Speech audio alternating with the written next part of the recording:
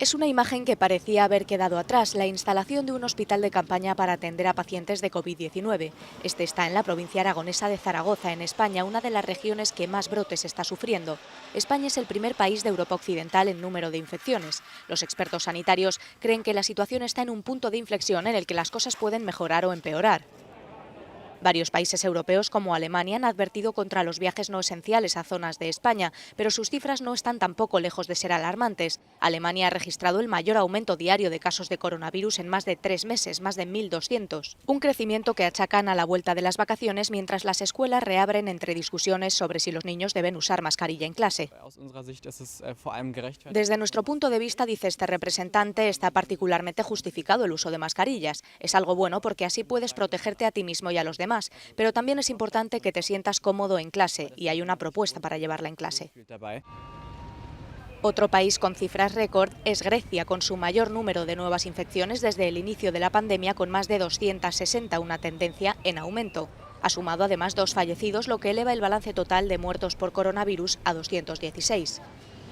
Las autoridades culpan del aumento de los casos al incumplimiento de las normas de distanciamiento social en restaurantes, bares y reuniones públicas. Reino Unido, por su parte, ha informado de una reducción de más de 5.000 muertes por el virus, pero se debe al método de conteo. Antes se incluía en los registros a cualquier fallecido que hubiera dado positivo en una prueba de COVID, sin importar la causa real de su muerte.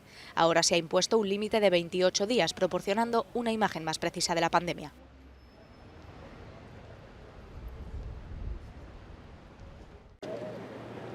Francia recuerda que la lucha contra los plásticos continúa. La ministra de Transición Ecológica ha mandado una carta a las poblaciones costeras para parar esta tragedia que viven en el litoral. De momento, 10 ciudades ya han firmado esta iniciativa que demanda 15 acciones concretas para que las poblaciones costeras se pongan manos a la obra. Cada año se vierten cerca de 8 millones de toneladas de residuos a los océanos, el 80% son plásticos.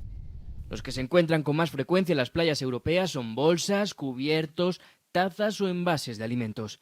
La mayoría son desechables. Por eso la Unión Europea prohibió el año pasado el uso de toda una lista de productos de un solo uso como pajitas o bastoncillos de algodón. La nueva legislación también implica el reciclado del 90% de botellas de plástico para 2029, a través de, por ejemplo, sistemas de reembolso.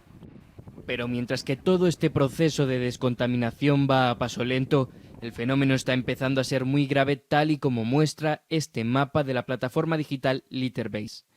En púrpura destaca cómo las concentraciones de basura plástica y microplásticos abundan en las costas de la mayoría de países europeos. Estos materiales están afectando a la biodiversidad marina, porque ya están formando parte de la cadena alimenticia de muchas especies. Ahora, con el coronavirus dentro del menú, ya hay un nuevo plato: la mascarilla.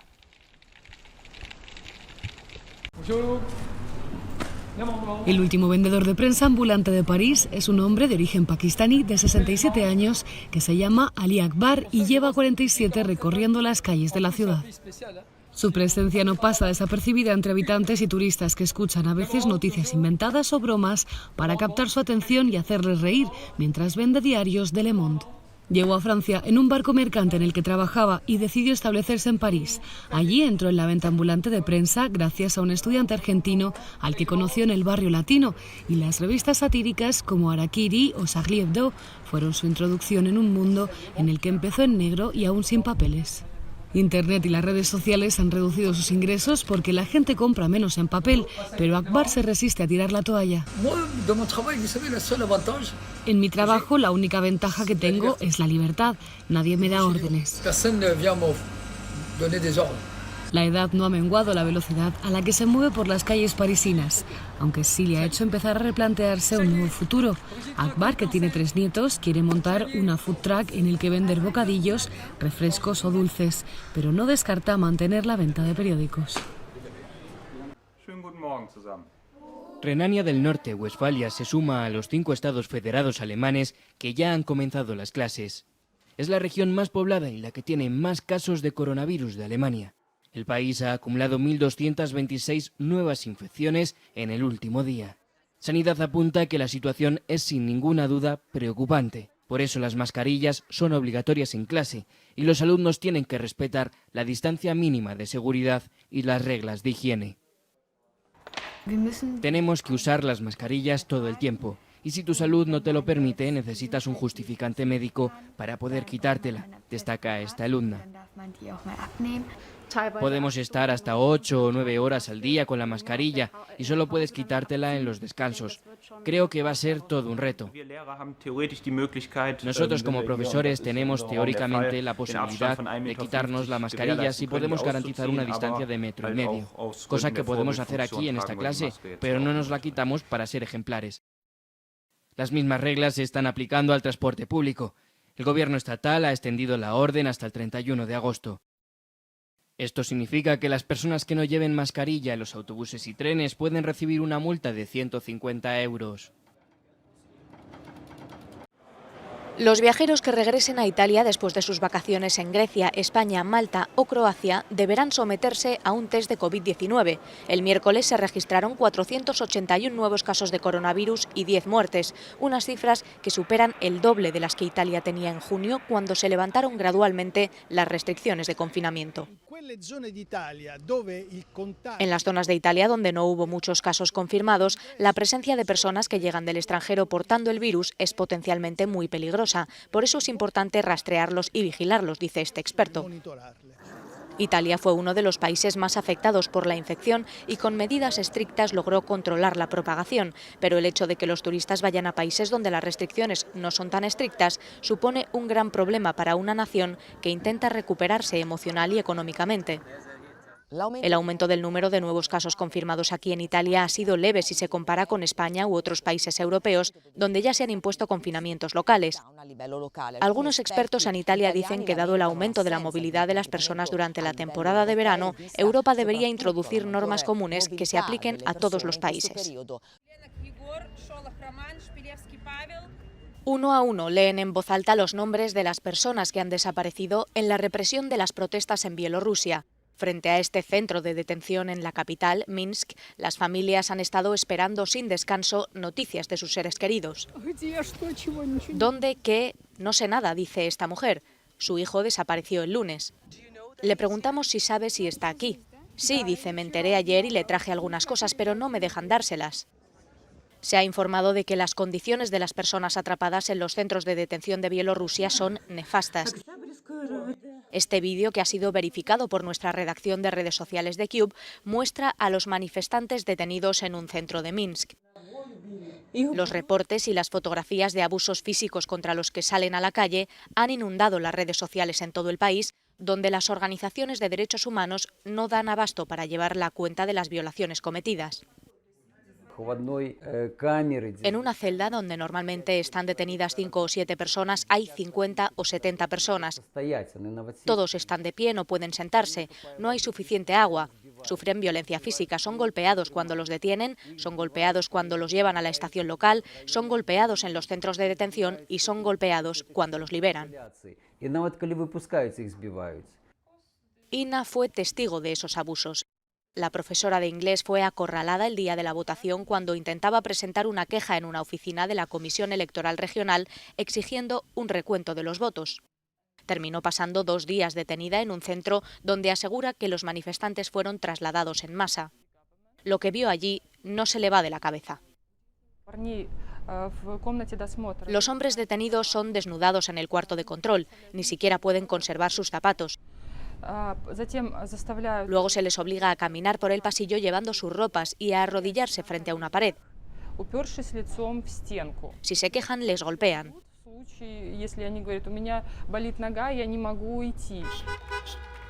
El presidente de Bielorrusia, Alexander Lukashenko, ha acusado a los manifestantes en su contra de tener largos historiales de antecedentes penales. Sin embargo, han sido las imágenes de las tácticas utilizadas por la policía para dispersar a los manifestantes las que han causado alarma en todo el mundo. El responsable de derechos humanos de la ONU dijo que las autoridades bielorrusas deben usar la fuerza como último recurso y la Unión Europea condenó lo que describió como violencia estatal desproporcionada e inaceptable contra manifestantes pacíficos y pidió la liberación inmediata de los manifestantes. Pero por ahora, esas llamadas a la tranquilidad parecen haber caído en oídos sordos para desesperación de aquellos que no tienen otra opción que esperar. El gobierno de Bielorrusia ve en estas manifestaciones un desafío a su autoridad. Durante la noche electoral, miles de personas en Minsk y otras ciudades salieron a apoyar a la oposición, a pesar de que su principal representante lograra solo el 9,9% de los votos. La tensión fue en aumento y la policía dispersó a los manifestantes con granadas aturdidoras, cañones de agua y balas de goma. Casi 100 personas resultaron heridas y 3.000 fueron arrestadas. Al principio todo estaba en calma, mucha gente formaba una cadena humana, luego llegó la policía y comenzó a detenerlos. Había gente armada que disparaba a las piernas y brazos de las personas. A pesar de que la líder opositora obtuvo menos de un 10% de los votos, reclama la victoria y exige la dimisión del presidente Lukashenko. Las autoridades deberían plantearse cómo cedernos el poder de forma pacífica. Hasta ahora solo han respondido con violencia a los ciudadanos pacíficos. Para la opositora, los comicios fueron fraudulentos. Nos llegaron informes oficiales de muchos colegios electorales, donde obtuve más votos que los demás candidatos. Tenemos pruebas de que hubo fraude y tenemos a gente dispuesta a denunciar el fraude de los colegios electorales. En Internet circulan supuestas pruebas de ello. Este video mostraría a una mujer saliendo de una casilla electoral con, presuntamente, bolsas llenas de votos.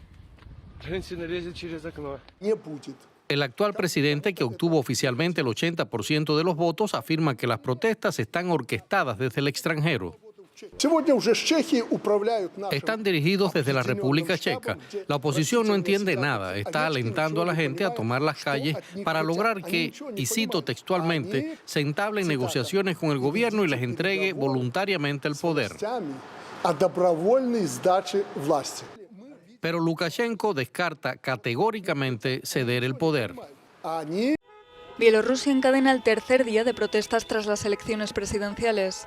3 países, Lituania, Letonia y Polonia, se han ofrecido como mediadores para resolver la crisis en Bielorrusia. La condición es que Minsk detenga la violenta represión contra los ciudadanos, libere a los manifestantes detenidos y reanude el diálogo con la sociedad civil. El ministro de Exteriores de Lituania aseguró que el reto es establecer quién representa a la oposición. Usted menciona a la oposición. Hay que entender que es una situación caótica, descentralizada. Es muy difícil entender quién es el líder.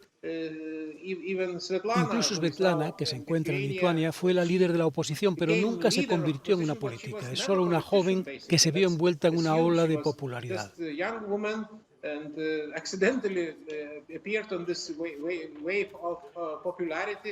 Los distintos grupos que forman la oposición en Bielorrusia no se rinden. Tal y como aseguró desde Moscú Verónica Tsepkalo, buscan una condena por parte de la comunidad internacional. Nuestra esperanza es que la comunidad internacional no reconozca a Lukashenko como presidente, porque no ha sido elegido por el pueblo. No puede representar a Bielorrusia en el ámbito internacional. La presidenta es Svetlana Tikhanovskaya. Pedimos que los países rechacen a Lukashenko. La única de las 3 mujeres que encabezaban la oposición que se ha quedado en Bielorrusia es María Kolesnikova. En declaraciones a Euronews aseguró que no tenía intención de irse. No me voy a ir. Siento el apoyo del pueblo bielorruso. La gente que me encuentro en la calle me aplaude, me abraza y yo les devuelvo el abrazo. Sé que juntos podemos cambiar Bielorrusia a mejor.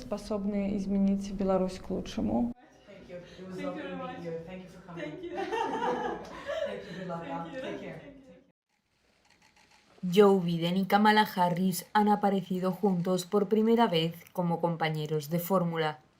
En el acto celebrado en Wilmington, en la costa este de Estados Unidos, Harris ha asegurado que el país clama por liderazgo y ha acusado a Trump de empeorar la situación de la crisis sanitaria provocada por la COVID-19 con sus delirantes decisiones. His refusal to get testing up and running, his flip-flopping on social distancing and wearing masks, his delusional belief that he knows better than the experts. All of that is reason, and the reason that an American dies of COVID-19 every 80 seconds. Antes de que tomara la palabra la todavía senadora por California, Biden ha abierto el acto elogiando a Harris, a quien ha considerado la persona adecuada para ejercer como vicepresidenta. Kamala, as you all know, is smart, she's tough, she's experienced, she's a proven fighter for the backbone of this country, the middle class. Biden y Harris trabajarán juntos para obtener el triunfo en los comicios del próximo 3 de noviembre en una carrera para echar de la Casa Blanca al presidente de Estados Unidos, Donald Trump. El condado de Miami-Dade contabilizó este miércoles un récord de más de 4.000 nuevos casos de COVID-19, aunque según el alcalde Carlos Jiménez se debe a la entrega tardía de resultados de un laboratorio privado que distorsionó el recuento diario y las tendencias actuales. De los 8.109 casos nuevos de este miércoles en Florida, 4.141 fueron en Miami-Dade, un condado de 2,8 millones de habitantes.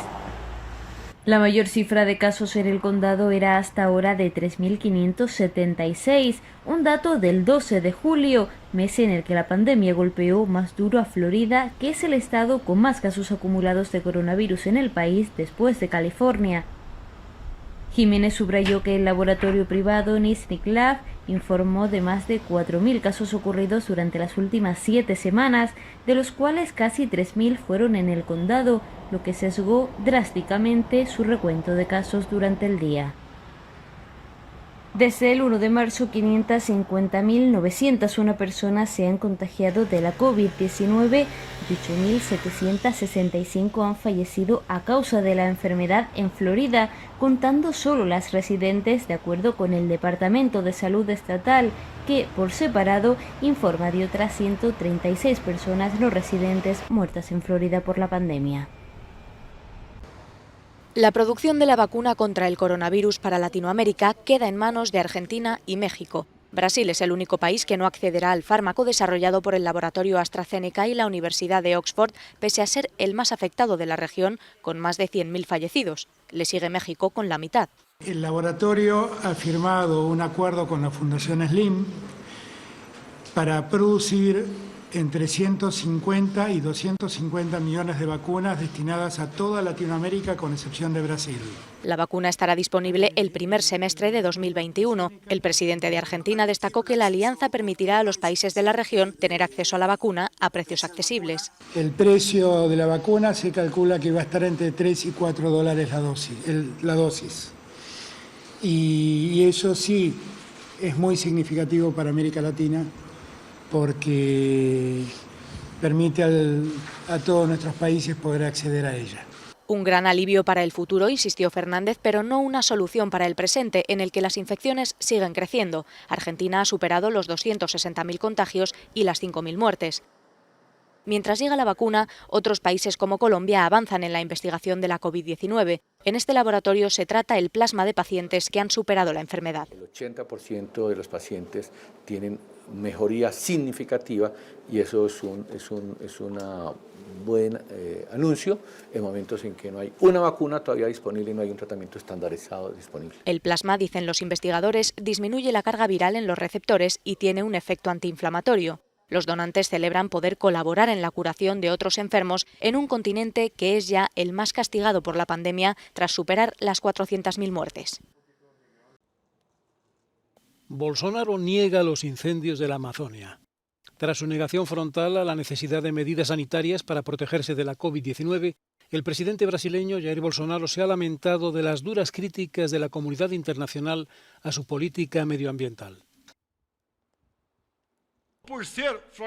Es una selva tropical y, como la mayoría de ustedes, no se incendia. Así que esa historia de que el Amazonas arde en llamas es una mentira y debemos combatirla con números reales. Y eso es lo que estamos haciendo aquí, en Brasil. Durante la segunda cumbre presidencial por la Amazonia, Bolsonaro aseguró que el mayor bosque tropical del mundo no se quema, ya que se preserva por sí solo, por las características de su vegetación y por tratarse de un bosque húmedo. Desde que Bolsonaro llegó a la presidencia de Brasil el 1 de enero de 2019, la deforestación en la selva amazónica del país se ha disparado. Tan solo en el primer semestre de 2020 creció un 24%, lo que equivale a 2.500 kilómetros cuadrados de bosque menos. Y en Perú, el presidente Martín Vizcarra anuncia el retorno a la inmovilización total de los domingos, luego de reconocer que existe un rebrote de contagios de coronavirus en la nación. Agrega que la medida entrará en vigor a partir de este 16 de agosto. El mandatario indicó que quedan prohibidas las reuniones de carácter familiar y social que puedan derivar en un nuevo foco de contagio. Perú contabiliza casi 490.000 infectados y más de 21.000 fallecidos por la COVID-19. Mientras, en Brasil, el gobernador del estado de Sao Paulo, uno de los más golpeados por la pandemia, dio positivo al coronavirus. Aseguró que no tiene síntomas y se encuentra bien y continuará ejerciendo sus funciones, pero siguiendo el protocolo médico de autoaislamiento. De momento, la nación suramericana computa más de 3.100.000 casos y más de 100.000 fallecidos. Y en México, los primeros 7 meses del año sumaron más de 925.000 empleos formales perdidos, según informa el Instituto del Seguro Social. El país registra más de 490.000 contagios y casi 54.000 muertos por la enfermedad. La policía de Tailandia anunció este jueves su decisión de reabrir la investigación contra Worayut Yuvitya, heredero de la compañía Red Bull, por el atropello de un policía en 2012, tras semanas de polémica sobre el trato preferencial a favor del multimillonario. Las autoridades investigarán a Worayut por posibles delitos de consumo de drogas y conducción temeraria, cargo que no prescribe hasta 2027. En julio pasado se conoció que la Fiscalía había archivado el caso un mes antes a petición de la policía, después de que prescribieran varios delitos. Tras la enorme indignación que la decisión causó en Tailandia, las autoridades crearon un panel investigador, que ha concluido con la decisión de reabrir la investigación. El 3 de septiembre de 2012, Worayut conducía un Ferrari por Bangkok, cuando chocó contra la moto de un policía de 47 años, al que arrastró hasta 100 metros antes de darse a la fuga. Worayut es el nieto del fundador de Red Bull en Tailandia, quien se asoció con un empresario austriaco para lanzar en 1987 la marca a nivel internacional.